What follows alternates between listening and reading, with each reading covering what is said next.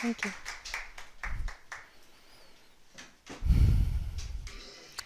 So last week I had a chance to babysit my brother's kids, which I don't have children, but it was a very interesting experience determining how to reach consensus on dinner.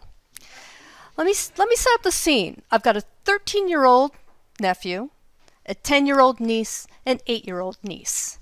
The nephew will eat everything except cheese and dairy unless it's chocolate milk or pizza. The 10-year-old will eat most everything as long as you tell her what it is and it's not too spicy. And the 8-year-old lives on cereal. So in this consensus building exercise, what I did was we were all sitting at a table, much like we do in corporate America, and we do a round robin. What would you like to eat for dinner? Pizza, says the 13-year-old nephew. The girls, of course, go, okay, yeah, pizza, I think we can live with this. And then we have the argument over what type of pizza. The nephew is pepperoni. The girls are cheese. So in consensus, I went out, got a cheese pizza, and got some pepperoni and made a half and half. Now, in corporate life, reaching consensus, A, is a little higher stakes, and B, not nearly that clear. And one of the things that I learned as I was trying to reach consensus with my nephew and nieces is that a way that I prefer to reach consensus is built off of the desire for everybody to be able to hear their own voice and also be heard. And I find that you can't do it when you're putting everybody in a room and going, okay, let's reach consensus. Because there's always going to be one person, usually the most senior person in the room, that everybody's looking to. And there's often another person who's going to be the loudest in the room. So I've just started a new job. I started in December. My first task was to help the team develop their mission, vision, values, and operating principles. And we wanted to do this by reaching consensus. So instead of piling everybody in a room and going, okay, we got to do mission, vision, values, and operating principles, I did interviews. And when I was working in an office before I did a lot of remote work, I used to call this the zombie walk. I'd talk to each person one-on-one, and I'd have the same series of questions, depending on what I was trying to build consensus off of. In this particular instance, I asked every individual person, hey, when you do your job, what sort of operating principles do you use? What if this team was successful or is successful? What does that look like? If you had to write a mission statement for this team, what would it say?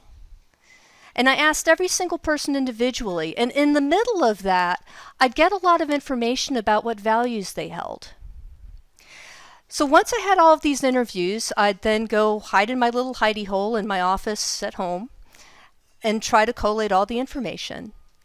And what I'm looking for when I'm doing that collation is points of similarity. What do they all share?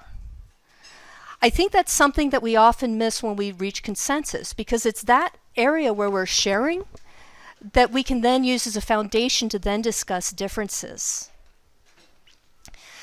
One of the things I learned with this team, whether they knew it or not, it's a brand new team. It didn't exist 4 months ago. Everybody was brought in during a reorg. 2 of the 3 of them had only been there for 18 months. So there wasn't a lot of history between all of those individuals. And they didn't know each other very well. One was in California, another's in Nashville, another's in Boston, and there's me in DC. But what was great is I could go, something? We all share the same values. We all have the same vision, even though no one's talked to each other about this yet. And here's the evidence for that. Now, that way we could then focus on some of the minor differences in terms of wording, what words mean, what the boundaries are of that mission. And what was really brilliant about this exercise that I'm really proud of was we had to then go present to the engineering VP, who, again, I didn't know very well. But I could, and we were in an all staff where we were seeing each other face to face for the first time.